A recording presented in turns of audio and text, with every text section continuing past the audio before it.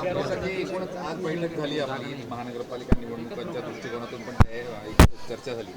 एक हे तो सेफ याचा नारा हा पक्षांतर्गत पण देण्यात आला.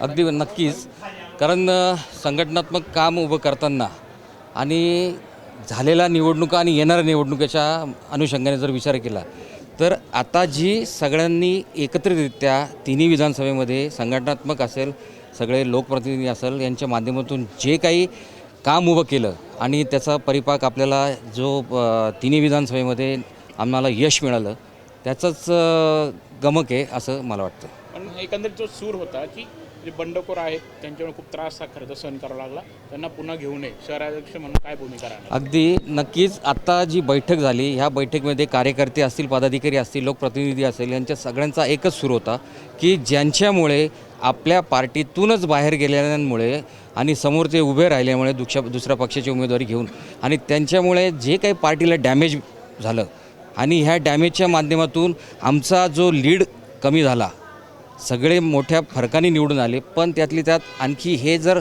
समोर नसते तर आम्हाला नक्कीच आमचा लीड यापेक्षा जास्त असता आणि आमच्या पक्षातून बाहेर जाऊन आमच्या पक्षातल्या कार्यकर्त्यांना परत धमकावणं असे प्रकार जे घडले त्यामुळे प्रत्येक कार्यकर्ता हा दुखावला आहे. प्रत्येकामध्ये भावना ही आहे की अशा गद्दारांना परत पार्टी स्थान द्यायचं नाही आणि तसा विचार या बैठकीमध्ये एकत्रितरित्या ठराव नाही म्हणता येणार, पण सूर एकच होता की यांना परत पार्टीत सामावून घ्यायचं नाही. कोण आपल्याकडे पण येण्यास आहे? येण्यासाठी जेवढे गेले तेवढे सगळ्यांचे कुठल्या न कुठल्या माध्यमातून प्रयत्न चालू आहे, पण माझ्या स्तरावरती, शहराच्या स्तरावरती आम्ही सर्वांनी ह्या बैठकीमध्ये पण एकच सुरू होतं की यांना परत घ्यायचं नाही. कारण आत्ता जी पार्टी सक्षम आहे यांच्या जाण्याने काही फरक तर पडला नाही, पण ह्या सक्षमतेमुळे हे उमेदवार चांगल्या फरकाने निवडून पण आले आहे आणि आता कोणाची गरज नाही. येणाऱ्या महापालिकेला पण आम्हाला कोणाची गरज नाही. आमचे कार्यकर्ते इथून बाहेरून आयात केलेले आणि परत त्यांनी लाभार्थी पदं घेऊन परत बाहेर गेलेले, यापेक्षा आहे तो कार्यकर्ता आम्ही सक्षम करू आणि येणाऱ्या महापालिकेला आपण त्यांना मोठ्या उत्साहात उमेदवारी देऊन निवडून आणू. शहरात जर आपण बघितलं, आपल्या दोन उमेदवारांच्या विरोधात आपले जुने पक्षातले लोक होते, त्यापैकी कोणी इच्छुक आहे का? आपल्या स्तरावरती काय माहिती मिळाली असेल?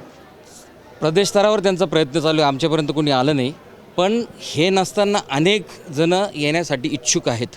त्यांना आम्ही लवकरात लवकर प्रवेश देणार आहोत. म्हणजे हे असताना जे लोक आले नाही ते आत्ता येण्यासाठी आम्हाला त्यांचा प्रयत्न चालू आहे, आमच्याशी संपर्क झाला आहे, असे लोक आम्ही त्वरित घेणार आहोत. मात्र जे सोडून गेले त्यांना प्रवेश आता आमच्या स्तरावर तर इथे निर्णय तोच झाला की यांना पक्षात घ्यायचं नाही. पण प्रदेश स्तरावर जर निर्णय झाला त्यांना घेण्याचा तर मग आपली काय? नाही, शक्यतो आम्ही तसं असेल तर त्या प्रदेशाच्या स्तरावर पण इथे झालेले सगळे विषय, आत्ता पण बैठक झाली बावनकुळे साहेबांच्या उपस्थितीत, सगळ्या जिल्हाध्यक्षांचा पण एकच सूर होता की कृपया आम्हाला कोणी प्रेशराईज करू नये, ज्यांनी आम्हाला स्थानिक ढंगाने त्रास दिला त्यांचा शक्यतो विचार करू नये. नाशिक पूर्वमध्ये दोनदा असं घडलंय, मागच्या निवडणुकीमध्ये देखील आपल्यातले जे आहे ते सोडून गेले होते, आपल्याच उमेदवारासमोर त्यांनी उमेदवारी केली आणि पुन्हा पक्षात आले.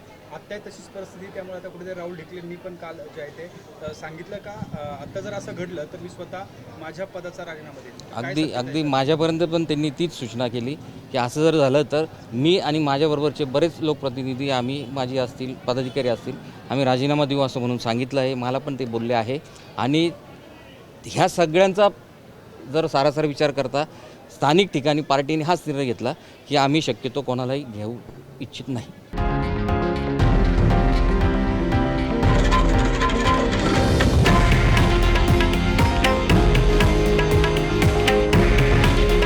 हे आहे देशातील नंबर 1 न्यूज नेटवर्क आणि आपण पाहत आहात TV9 मराठी. काळजी तुमची, हित महाराष्ट्राचं.